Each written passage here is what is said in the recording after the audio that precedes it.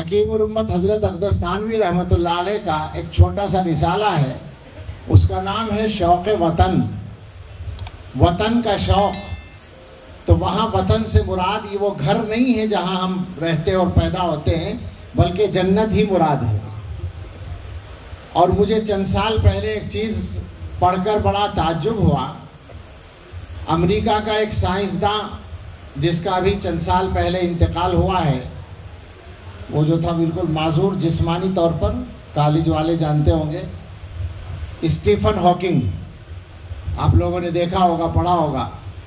وہ سائنس کی دنیا میں اسحاق نیوٹن کے بعد سب سے بڑا نام مانا جا رہا ہے، یعنی گزشتہ 100 برس کا سب سے بڑا سائنسداں اس کو تسلیم کیا گیا ہے۔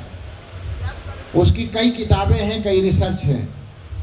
ایک ریسرچ میں اس نے یہ لکھا ہے، اور یہ آپ سمجھ لیں کہ وہ ایتھسٹ تھا، اللہ کو مانتا نہیں تھا، مذہب کو مانتا نہیں تھا، مگر اس نے یہ لکھا ہے کہ میں نے انسان کی زندگی کا جتنا مطالعہ کیا اور جتنا سمجھا، اور زمین کا جتنا مطالعہ کیا، تو میری سمجھ میں یہ بات آتی ہے کہ یہ انسان اس زمین کا رہنے والا نہیں ہے۔ وہ یہ کہتا ہے کہ میں نے دیکھا دنیا میں انسان کے علاوہ جتنے جاندار ہیں ان سب کو زمین کی ساری چیزیں سوٹ کرتی ہیں، موافق آتی ہیں۔ جتنے جانور ہیں زمین کے موسم ان کو موافق آتے ہیں۔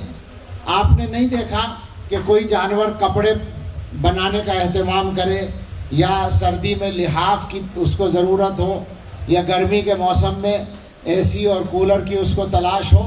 جو زمین کا موسم ہوتا ہے ویسے ہی موسم میں وہ زندگی گزار لیتا ہے۔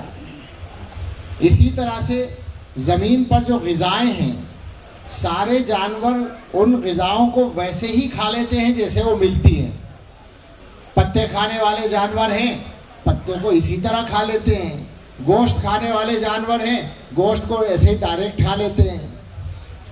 مگر یہ جو انسان ہے، اس کو زمین کی کوئی چیز 100% موافق نہیں ہے۔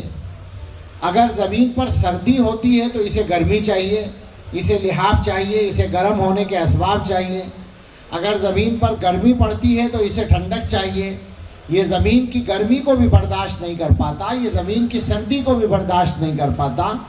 اسی طرح سے زمین پر جو غذائیں ہیں، یہ کھاتا تو ہے ان غذاؤں کو، مگر اپنے حساب سے کھاتا ہے۔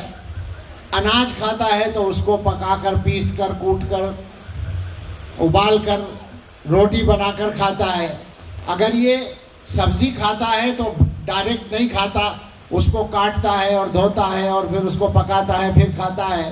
گوشت بھی کچا نہیں کھاتا، اس کو بھی پکا کر مسالے ڈال کر کھاتا ہے۔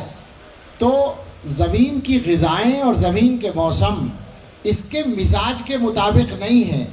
ایسا لگتا ہے کہ یہ بہت نازک مزاج ہے اور یہ کسی ایسی جگہ کا رہنے والا ہے۔ یہ سارا وہی لکھ رہا ہے، کسی ایسی جگہ کا رہنے والا ہے جہاں کی غذائیں اور جہاں کا موسم اس کو پوری طرح سے سوٹ کرتا تھا، موافق آتا تھا۔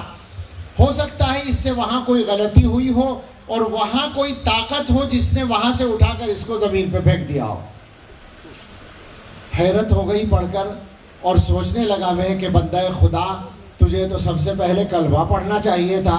تو آج اپنی تحقیقات کے ذریعے یہ بات کہہ رہا ہے۔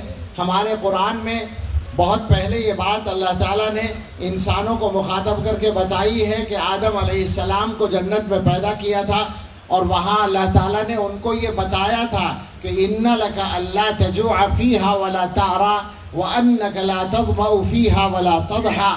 میں سچ کہتا ہوں، جیسے ہی میں نے یہ پڑھا تو مجھے یہ آیت فوراً یاد آئی کہ اللہ نے پہلے ہی فرمایا تھا آدم علیہ السلام سے کہ جنت میں آپ کو یہ نعمت حاصل ہے کہ نہ بھوک کا مسئلہ ہے، نہ پیاس کا مسئلہ ہے، نہ دھوپ کا مسئلہ، موسم کا مسئلہ ہے، نہ لباس کا مسئلہ ہے۔ یہ ساری باتیں قرآن کی آیت میں موجود ہیں۔ آج 20ویں اور 21ویں صدی میں آ کر ایک سائنسداں یہ بات اپنی ریسرچ کے بعد کہتا ہے۔ یہ بات جو میں نے سنائی، اس کا مقصد صرف یہ بتانا ہے کہ ہمارے یہاں جو کچھ پہلے سے بتایا گیا ہے وہ پہلے ہی سے ہمیں یقین تھا کہ وہ سچا ہے، لیکن آج کی دنیا بھی اس کی سچائی کی تصدیق